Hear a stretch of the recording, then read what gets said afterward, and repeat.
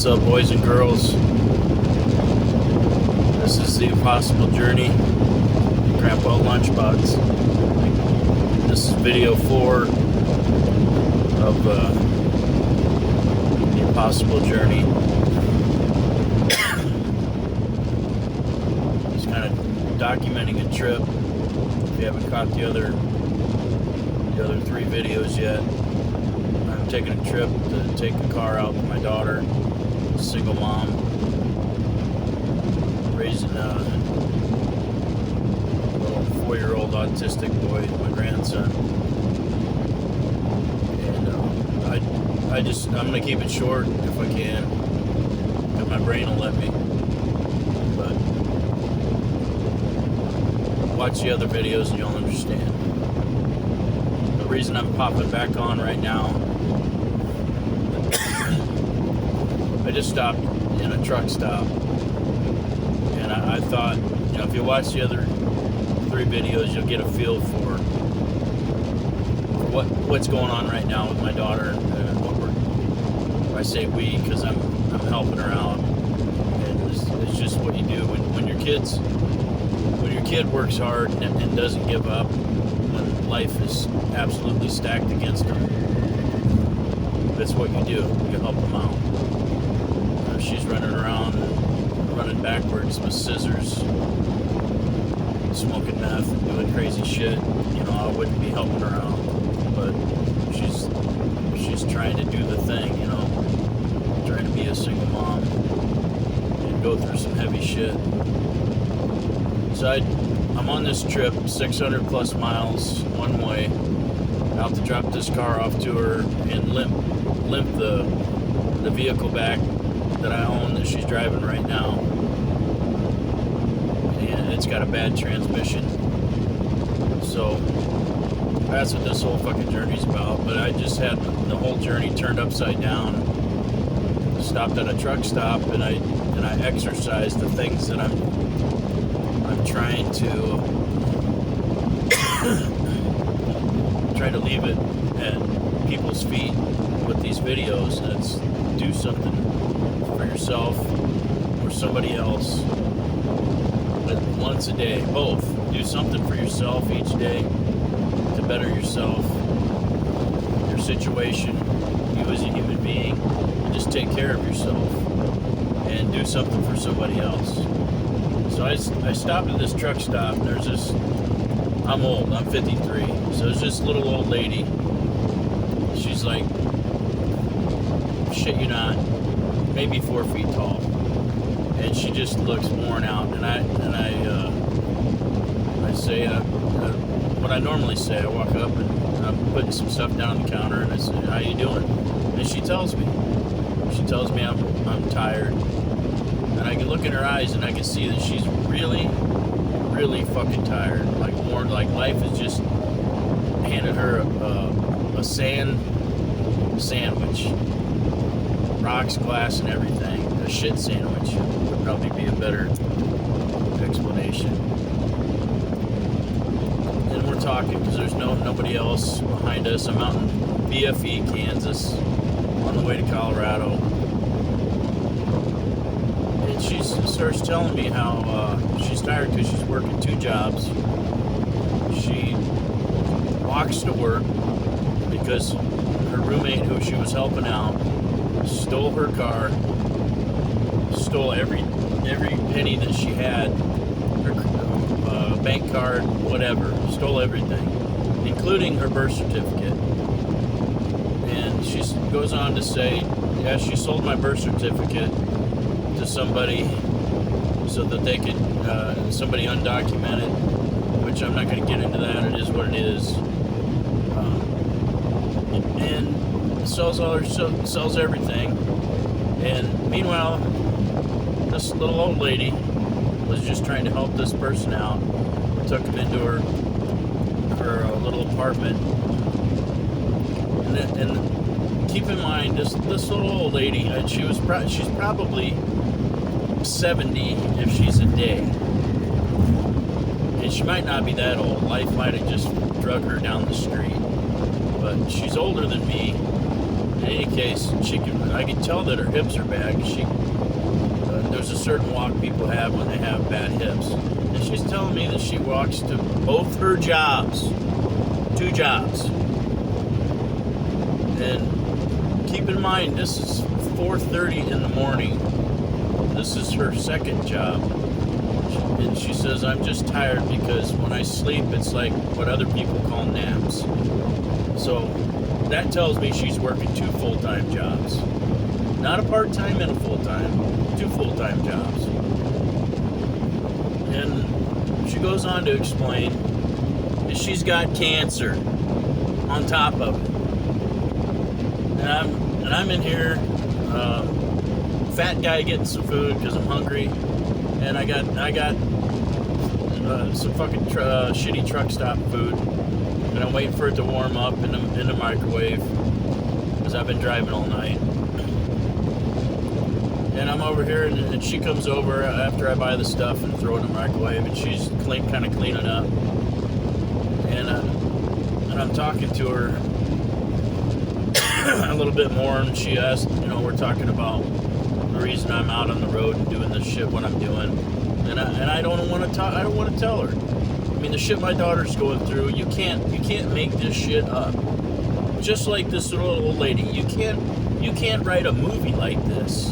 If you do, it's a blockbuster or a best-selling book. And God starts leaning on my heart because I'm on here. I got 3 videos in a row that I'm going to toss up, and this being the 4th. And it's all about how I'm trying to live out what I should have done my whole life, and that's try to better myself and try to better the world around me. Do something good for people.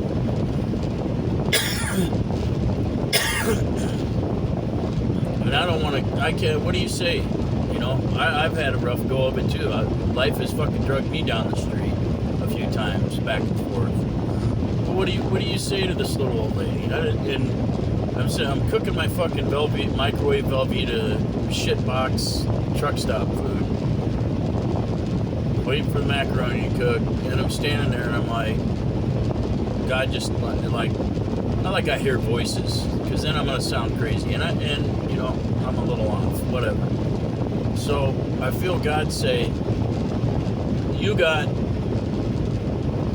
$2,300 you're carrying with you to go and help your daughter.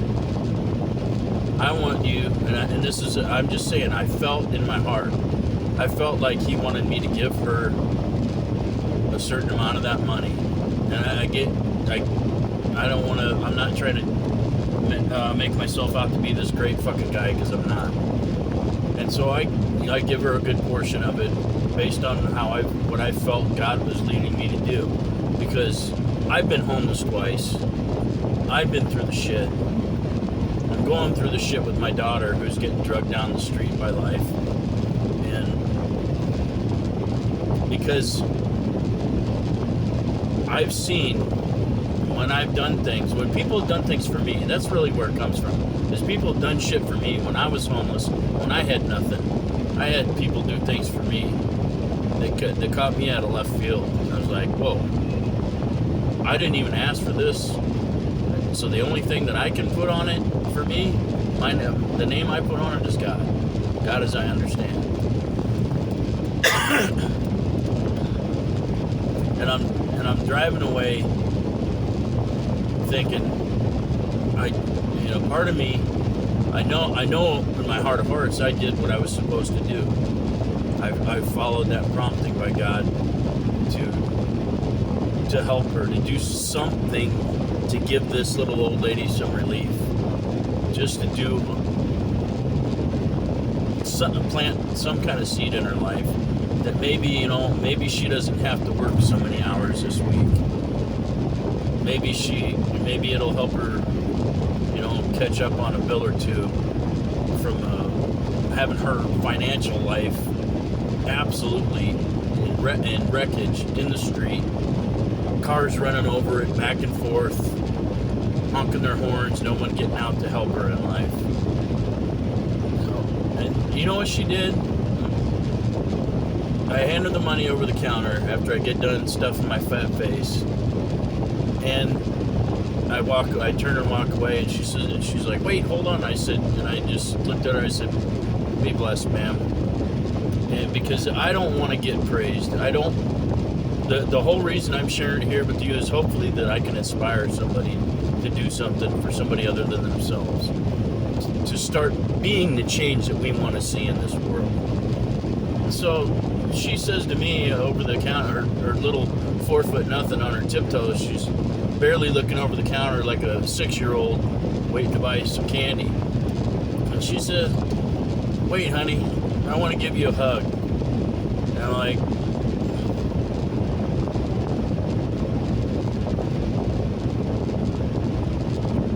I don't know, man. I've lived long enough and I've done enough bad shit to see bad shit come back to me. But I've also done some good shit, and I've seen that good shit come back to me. And I prayed over her. Not that she asked me to, but on the side note, I didn't even notice until the end. She's wearing a little cross on her neck, and she was nothing but smile. When I first said, ma'am, be blessed, when I first went up and bought my food before I cooked it, I said, be blessed. And she looked at me before she told me the story about cancer, and she said, I am. And my fucking head exploded. I'm like, my heart just about fell on the floor right there. And I just, this impossible journey,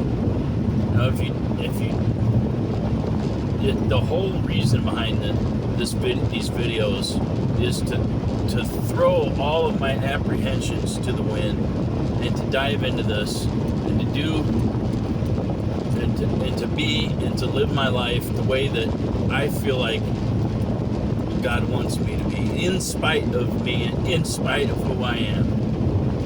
Because that's the only way shit changes. That's the only way this world is going to change, is if we look at the little old lady across the counter and we feel that tug in our heart. And I don't have a lot of money. I've got a lot of debt. I have a good job. I get paid good. But I've been doing these things for my daughter and helping her out, my grandson, because it's the right thing to do. And I don't know how I'm going to pay for this.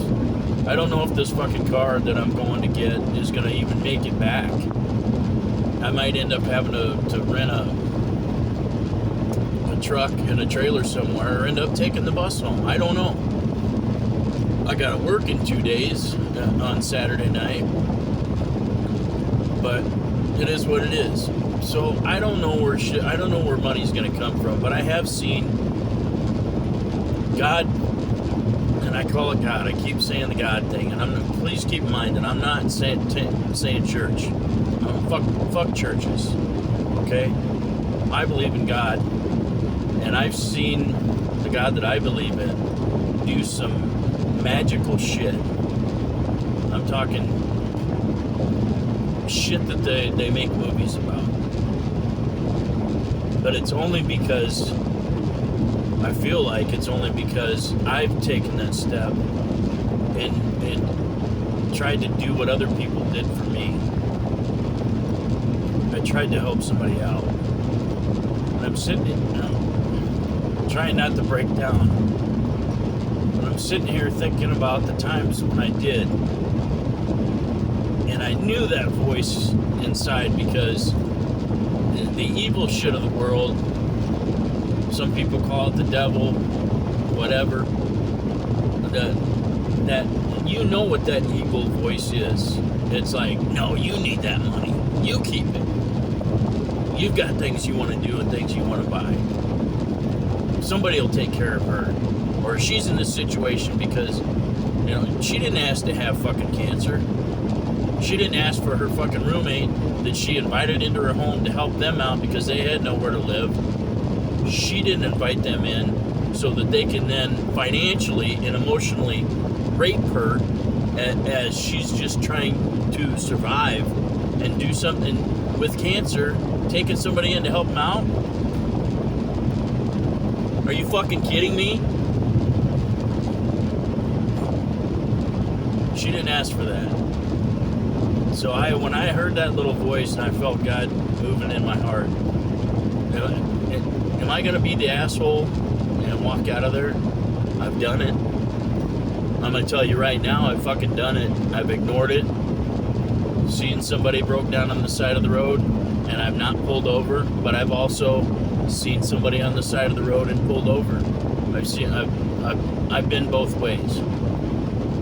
I'm trying to move more towards being the change that we all want to see in this world, this ugly ass world that's on fire, hurtling through space.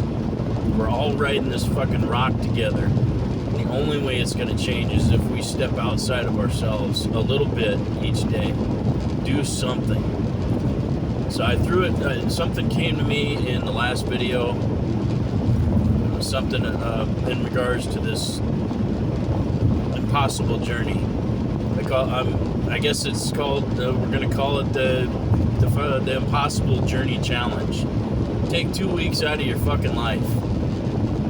Do something for yourself each day to better yourself and your life. And do something each day for somebody else. Because I promise you, if you're looking for it, it's going to show up. But when it shows up, be prepared to stand up. Stand up to the call and answer it and do it. And I promise you, at the end of the 2 weeks, I promise you, whatever's happening to you, it may not change. The bad shit that people are doing to you, it might not change. And it probably won't.